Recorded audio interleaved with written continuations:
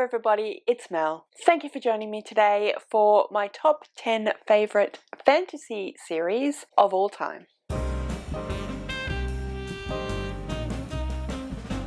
So today I am starting a new series on my channel where I talk about top 10 favourites of particular genres of books. We are starting out with fantasy series because, as you probably know, my favourite genre, or at least my most read genre, is fantasy, and it's pretty hard to find fantasy standalones, so I have a lot of series that I absolutely love. And we're going to do several different videos where I talk about my top 10 favourites of various genres that I read a lot of. I have done a few videos where I talk about favourite different types of books, so I think I have favourite series, favourite standalones just in general, and then favourite classics. I will link those videos down in the description below, but I made those videos quite a while ago now, so I thought it was time for a update, and also I wanted to do it in genres because that just broadens the horizons a little bit. Apologies if you can hear some mechanical noises in the background. That's our ice maker, which I probably should have turned off before I started the video, but I didn't think of it. Anyway, sorry about that if you can hear that. Yes, so what am I talking about? Top 10 favourite fantasy series of all time. It probably goes without saying that these are in a bit of a state of flux, and as I read different things and read different series, obviously these are going to change, be moved around, etc. So as it currently stands in August of 2025, these are my top 10 favourite series of all time. Now, I have put them in order from 1 to 10 or 10 to 1. For the most part, it is fairly flexible. I've changed it around a few times, but realistically, it probably doesn't matter all that much, with the exception of the top 3, which I would say are definitely where they always will be. Unless something comes along which knocks any of them out of the running, which I very much doubt will happen, but you never know. But my top 3 are pretty much locked in. The rest of them are going to be, fluctuating depending on mood, etc. But for what I figured out currently, and like I said, I've moved these around a few times, but for what I figured out currently, this is the order that they go in, but take it with a grain of salt. So we'll start with number 10. And we will make our way up to number 1.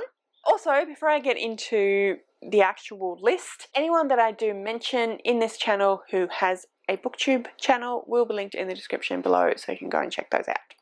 Alright, so starting with number 10, my 10th favourite fantasy series of all time is the Graceling series by Kristen Cashore. The first book of this is titled Graceling. This is a young adult fantasy series. The first 3 books came out, I think, in the early 2000s, but I think there's another 2 after that, or is it 3? Another 2 after that have come out more recently. I did a read-along of this series with Bethany from Beautifully Bookish Bethany and Cara from Wild Book Garden a couple of years ago now, which we absolutely loved, and I thoroughly enjoyed the reread of the first 3 books for me, and then a first-time read of the last 2 books in the series. I believe that it just gets better over the series. But anyway, this is a series that takes place in a fantasy world in which there are people who are graced with different abilities and different powers. So what that means is that a general kind of skill or ability that a person may have or may build, the Gracelings are graced with those abilities so that they are super powered, if that makes sense. So if you are graced with a cooking ability, then you are like a Michelin star chef. You are an absolutely amazing chef. The first book we follow Katza, who is a Graceling who is graced with a fighting, essentially killing ability, and so she works as the kind of assassin slash kind of thug, I guess, of the king of her country in this fantasy world. The book is about a bunch of things that are going on politically in the fantasy world, but also about Katza developing more of an understanding about her grace. It's a romance as well. I think these books are really well written, incredibly nuanced. They're young adult, and definitely they can be read by young adult readers, but they are so nuanced. They talk about trauma, they talk about finding yourself, power and power, abuse of power, and just there's so much nuance in what happens in these books, and they're incredibly well written. We follow a series of different individuals in the books, and we actually go to a different part of the world in one of the books, Fire, which is the second book, and we come back to the other world in Bitter Blue, which is the third book. The characters are incredibly well written, very nuanced as well, and it's just beautiful writing, I think, and that is what makes it my number 10 in my favourite series of all time. In ninth place, we have The Kingkiller Chronicles by Patrick Rothfuss. So that was the ice having been made, falling into. You don't need to know. That was the ice.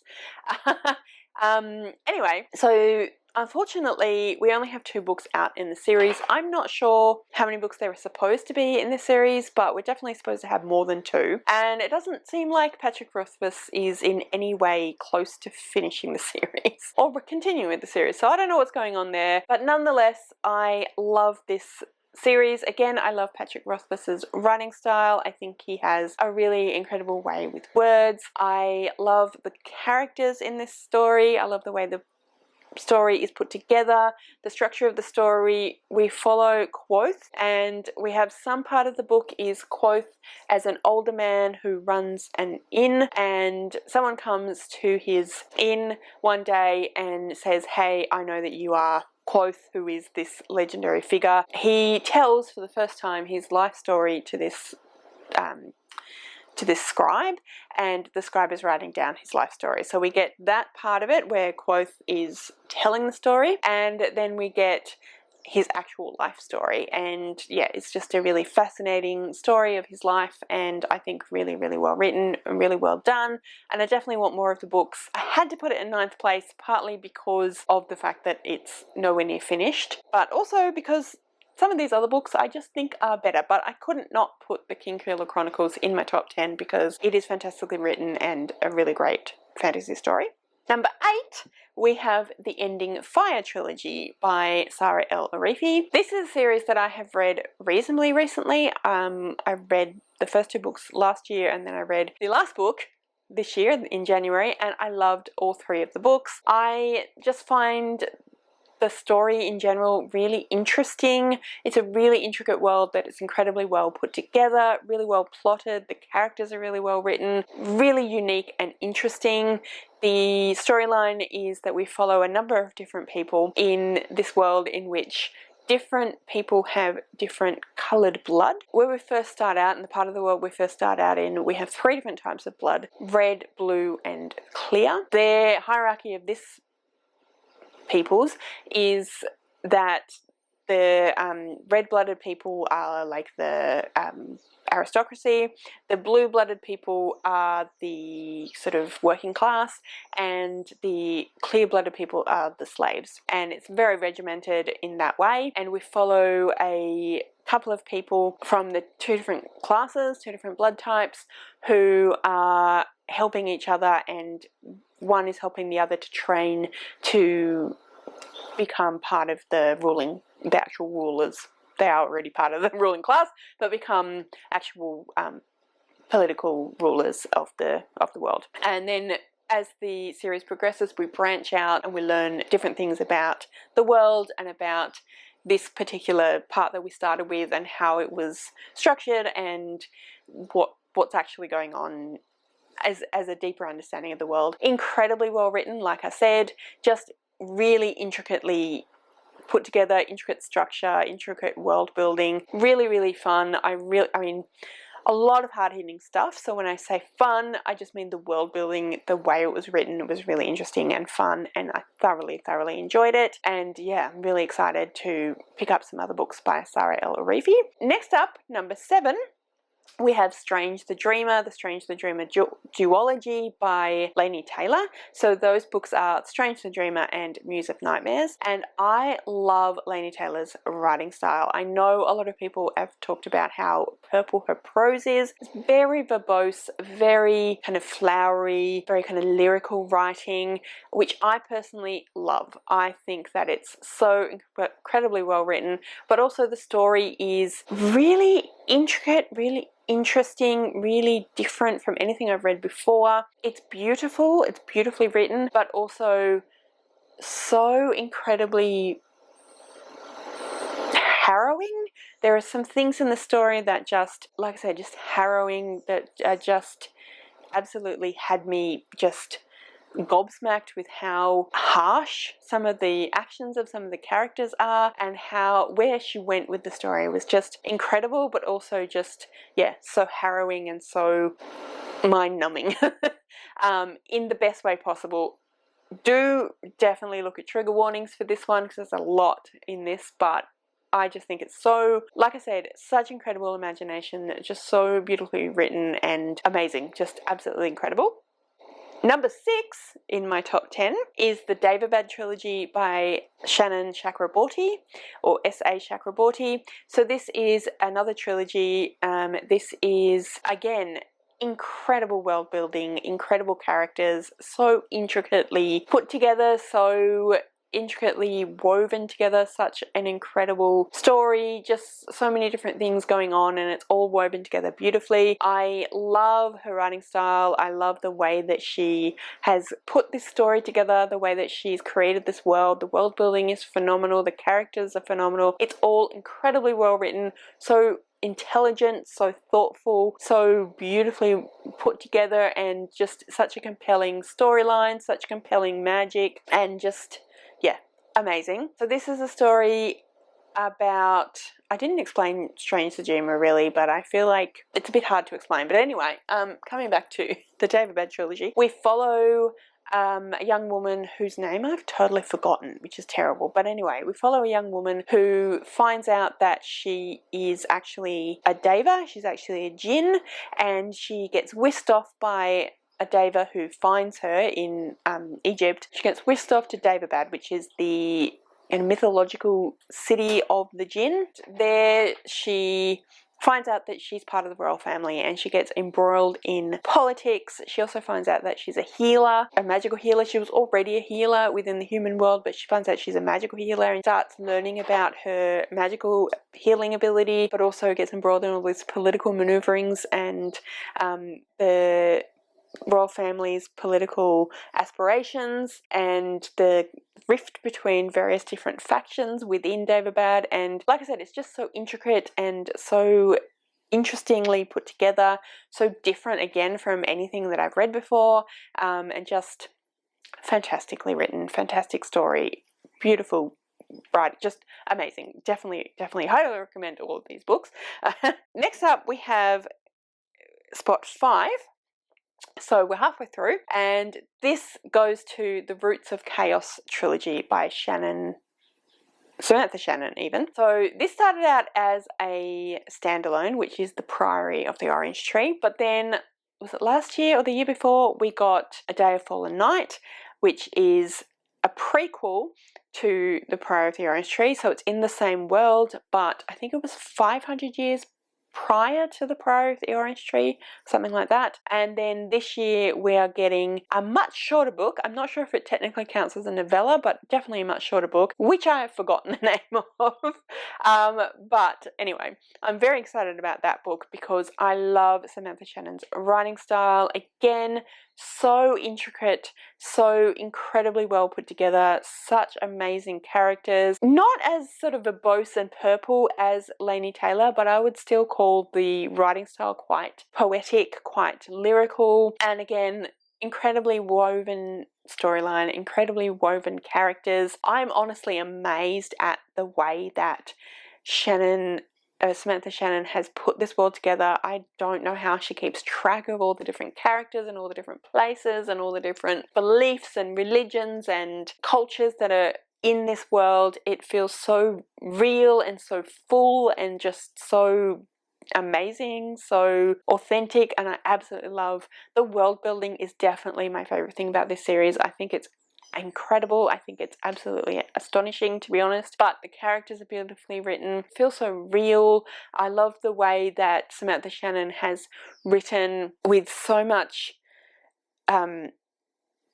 representation of sexualities and cultures and different things like that, different beliefs, and I just think it's incredible. I don't really know how to describe this book other than to say delicious, this series. It is about a world in which there was something that happened many years prior to both books, where these dragons that had evil plans came to this world and wreaked havoc and destroyed things and killed culture, killed cities, and etc. Since then, it has been different people's, different parts of the world, different beliefs around these dragons and this thing that happened, and keeping the dragons away from the world, keeping them contained in the underworld or wherever it is they came from, keeping them from destroying the world. And there are certain people who believe that they're doing that by doing certain things, and then there's another part of the world where there are dragons that exist within their culture, but they are good dragons, work with humans to keep the balance of the world. It's just, there's so much going on, like I said, and it's kind of hard to really describe, but I've done a poor job of it. But I definitely highly recommend that you go and check this series out because it's amazing. Number 4 in my favourite series of all time, I have gone with the Gentleman Bastards series by Scott Lynch. So the first 3 books are out. I believe there are supposed to be another 3 books coming. No idea, again, similar with Patrick Rothfuss, no idea when they're going to be written. I personally think the first 3 stand as a trilogy in their own right, which I'm quite happy with, but I just love the characters in this series. That is my favourite thing about this series. The main 2 characters, Locke Lamora and Jean, I can't remember his surname, but Jean, so we have Locke and John. The first book is called The Lies of Locke Lamora. As the name suggests, they are gentlemen bastards. So they are raised to behave like gentlemen. They have the kind of mannerisms of gentlemen, and they dress as gentlemen. They can act like gentlemen, but they are thieves, and yeah, they are thieves, and they do heists, and they steal things, and they run grifts, and all of these sorts of things. So that is where the gentleman bastards come from. But the friendships between these characters, particularly John and Locke, but the whole group of people that they have in the first book is top tier. It is incredible. They are friendship goals. I just love the way that Scott Lynch has written these characters and written the friendship between these 2 main characters, the best friends. They would do anything for each other. It's beautiful. It's genuinely just incredible. But in general, the world building is really strong. I love the hijinks they get up to. I love the way that Locke just makes so many bad choices, but it's always fun and funny to watch and see what scrapes he can get himself into and then out of, and the world building is phenomenal. But like I said, it's the characters and their friendship in particular that's just does it for me. It was so much fun to read. I thoroughly enjoyed the series, and like I said, it is my number 4, so obviously I'm absolutely besotted with these characters. So now we come to the top 3, and this is the 3 that I mentioned that were locked in. So number 3 will stay number 3, number 2 will stay number 2, and number 1, absolutely my favourite series of all time, my favourite fantasy series of all time. Obviously there's a possibility that there will come along a series that potentially will knock 1 or 2 or even all of these series out of their positions, but I'm not holding my breath. So anyway, number 3 is the Discworld series by Terry Pratchett. I love this series. I love Terry Pratchett's writing style. I love his characters. I love his wit. I love that basically he has written a series of books that are a satire on humans and our world and the way that we live, the way that we structure our world, the politics of our world, just the technology, just us in general, humans in general. It's a satire of humanity, but it's set in a fantasy world, and you would think that given the main point, certainly to begin with, was satire, you wouldn't think that you would need to have an incredibly rich, fleshed out fantasy world, but Terry Pratchett has given us an incredibly rich, fleshed out fantasy world. There are, I don't even know how many, there are 40 odd books in the Discworld series. The first 2 books that he wrote in this series are The Colour of Magic and The Light Fantastic, and they are good. They are good stories, and I would definitely recommend them, but they are not the best in the Discworld, because the amazing thing about the Discworld series is that you can see Terry Pratchett's writing style improve as he wrote the series. It was already incredible. It was already top tier, but you can just see his ability to describe characters, his ability to describe the world, his ability to use the settings to tell these incredibly intricate, interesting stories that still remain satirist, that still remain genuinely funny, grows as he continues, and you can see that throughout the different books in the series. The other thing about Terry Pratchett is that the whole series has different series within the world. So the whole series is the Discworld. The Discworld is a flat world that's a disc, and this world travels on the back through space, travels on the back of 4 elephants, who in turn travel on the back of the great sky turtle, the great H1. So already you can see that it's just meant to be silly and funny. On the disc we have a bunch of different land masses where different people live, and they all have their own cultures, their own beliefs, their own political structures, etc. We have the biggest city on the disc, which is Ankh-Morpork, which I would say was very much structured like London or New York. So you have Ankh, which is the upper class aristocracy part of the city, and then you have Morpork, which is the Brooklyn of the city. So we have Manhattan in Ankh, and we have Brooklyn and that and the boroughs Morpork. And yeah, like I said, we have different parts of the world where there are different cultures, different belief structures, different religions, etc. We have magic in the disc because it's fantasy world. We have magic, and we have different types of magic users. There's just so many different series, so many different things happen in the Discworld that make up this world. It's just incredible. It's funny, it's well written, it's interesting, it's just amazing. It's my 3rd favourite fantasy series of all time. Beaten only by 2 fantasy series, the second of which, my 2nd favourite fantasy series of all time, is The Lord of the Rings. I'm a fantasy purist. I'm an old school fantasy lover. I was read The Lord of the Rings series when I was a child by my parents, who absolutely loved The Lord of the Rings. It's their favourite, both my mum and my dad's favourite series of all time. It's the grandfather of modern fantasy for a reason. We see so many tropes that are used in fantasy to this day was created by Tolkien. Tolkien wrote amazing world building. He created languages for the books. He created this incredible world. There is so much depth and richness to the world of Middle-earth. The characters are phenomenal. The writing style, honestly, is probably one of the more simplistic writing styles of all the different writing styles from the authors that I've got on this list, but it is to great effect. He wrote characters beautifully. Some of the best, as I said before, friendship goals for Locke and Jean, friendship goals for Sam and Frodo, and Merry and Pippin. He wrote some of the most well-known, well-beloved, incredibly just nuanced, beautifully written, incredible characters. It feels like a world that exists. It has history, it has backstory, it has there's a weight of history of why things are done the way they're done, and mysteries that go back hundreds of years, and legends of past generations that have influenced the way that the different races and groups think and feel and react and respond, and it's just honestly phenomenal. At its heart, it is a story about a group of people banding together to save the world. It is about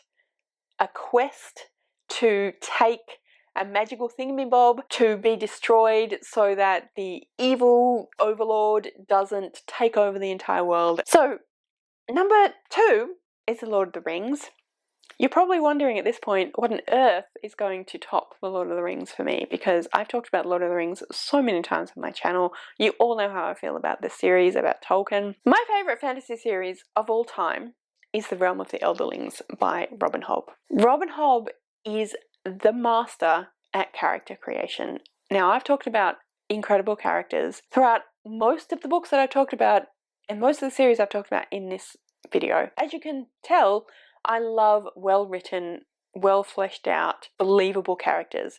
Robin Hobb, the characters that she has created in this series are incredible. Some of my favourite characters of all time. My favourite writing in a fantasy series of all time. I love Robin Hobb's writing style. I love the way that she puts words together. I love the way that she structures her stories. I said before that Samantha Shannon wrote delicious prose. Robin Hobb's writing is delicious. It is heartrending. She pulls at your heartstrings. I don't know anyone, I have not come across anyone that has not read The Realm of the Elderlings and cried and wept at some point. Robin Hobb makes me cry every time I read this series. I love it. I need to reread it. I love this series.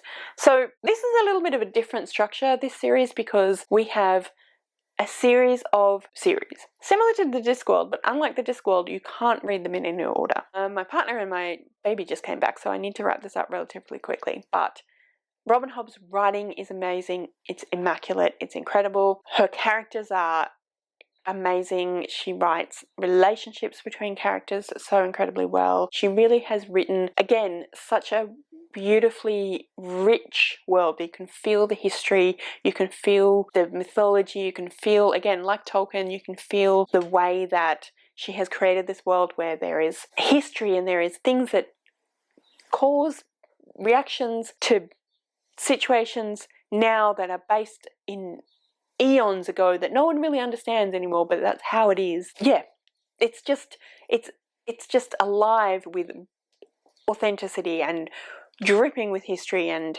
incredibly well written and structured. And by the end of the overall series, the Realm of the Elderlings series, you can feel how they all fit together. It's just amazing. Absolutely my favourite fantasy series of all time.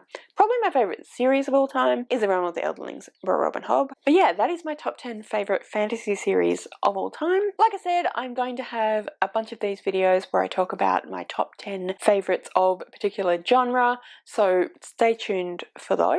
Not sure exactly when they're all going to go up, but you'll see them coming up on my channel. And that's everything that I wanted to talk about today. So if you have any thoughts on any of these series that I've talked about today, please comment down below. If you would like to suggest any series that I might want to read, please comment that below as well. I'm always on the lookout for good fantasy series. Always happy to have these things change and be flexible. But as it stands, that was my top 10 favourite series of all time. So like I said, if you have any thoughts or comments, please leave them in the description, in the comments below. If you'd like to leave me a comment but you don't know what, then leave me a fantasy emoji. I think there's a dragon emoji, I think there is a unicorn emoji, anything like that, leave in the comments below. But yeah, that's everything that I want to talk to you about today. So thank you so much for joining me. I really hope you enjoyed this video. If you did, I would absolutely love it if you would subscribe to my channel and give this video a thumbs up. And yeah, like I said, thank you so much for joining me. I really hope you enjoyed this video and I will see you next time.